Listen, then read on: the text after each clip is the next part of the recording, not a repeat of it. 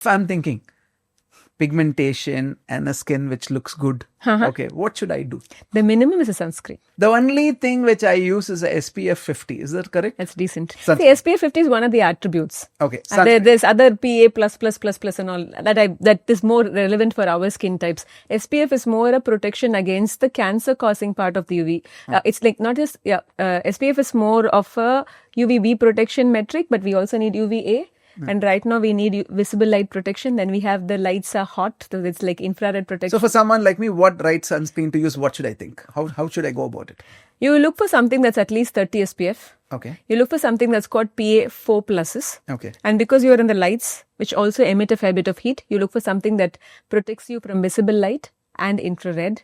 That's typically So all I have to see for 30 and 4+. 4+, and then it'll say visible light protection, infrared protection. You can That's look all. at I read that, and if I start with that, that's a good one to start. That's a good place to start. You will find that sunscreen, getting comfortable with sunscreen is almost as challenging as getting comfortable with a spouse.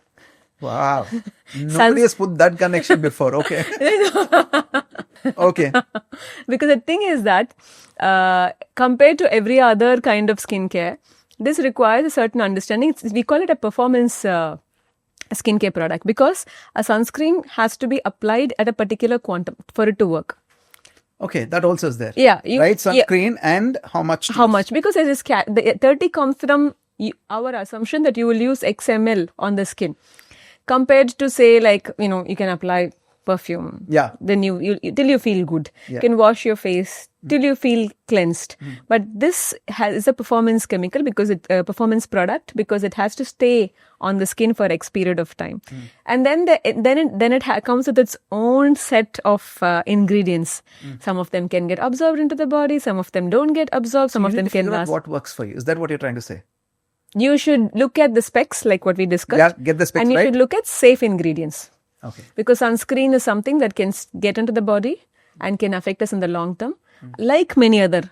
The skin has got pores and it can get into your body. Yes, this can be absorbed. We are exposed. We also inhale stuff, so we are exposed to a lot of chemicals in our environment, and certain chemicals in certain kind of sunscreens can have a potential impact. So you in have the to long watch for the ingredients so that avoid all these things and find a sunscreen which doesn't have those chemicals. Yes. What are chemicals we should not have, which most sunscreens have?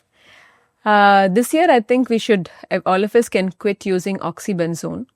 This one has been found in more than, 90% of people using it in every single body fluid from people's urine to breast milk and so on. So, and this has also been associated with potential problems in the long run. Okay. And that's something that people can totally get off this year. Look and avoid if it's Yes.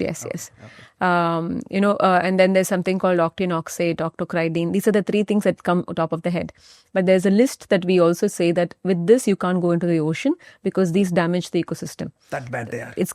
Then that will be called as a reef safe sunscreen. But it's very difficult because the regulations that we have are mostly borrowed from the West and we really don't have a lot of information here. So I personally picked up 2 ingredients to formulate with or to work with.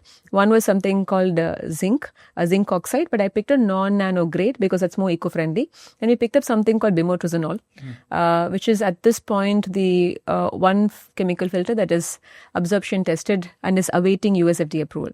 So the European Union has different guidelines, US FDA has different guidelines, but so far among all of the chemical filters, this is the only one that's passed the test. So and you're very particular in choosing that you look for ingredients which are good for health. Yeah. Eco-friendly. Yeah. And so that's one of your criteria when you create products. Yes. The reason I have been trying to find more and kind of getting sucked into this whole rabbit hole is also because I did not find options easily. Some of them we had to create options ourselves because at that point there wasn't this. So, because I've seen, I recently authored a textbook on postgraduate academic textbook for sunscreens for skin of color. Wow.